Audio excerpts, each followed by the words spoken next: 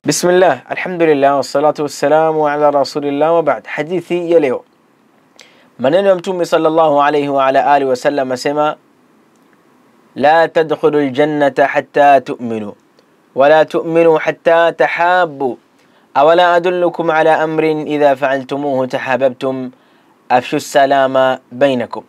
Hamtaingia peponi mpaka muwe na imani na hamtakuwa na imani mpaka mpendane. Je, nisiwajulisheni jambo ambalo kwamba mkilifanya mtapendana?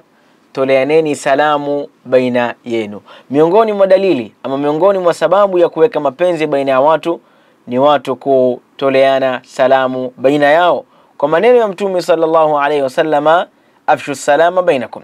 Lakini miongoni mwa sababu za watu kuweza kuwa na imani ni kutoleana salamu baina yao, kama ilivyokuwa sababu ya watu kuingia peponi ni kutoleana salamu baina yao. Hamtaamini mpaka mpendane, na katika njia ya kuweza kupendana basi ni kutoleana salamu, na hiyo ni sababu ya kuingia peponi. Hadha wa sallallahu ala sayyidina Muhammad wa ala alihi wa sahbihi ajma'in. Wassalamu alaykum wa rahmatullahi wa barakatuh.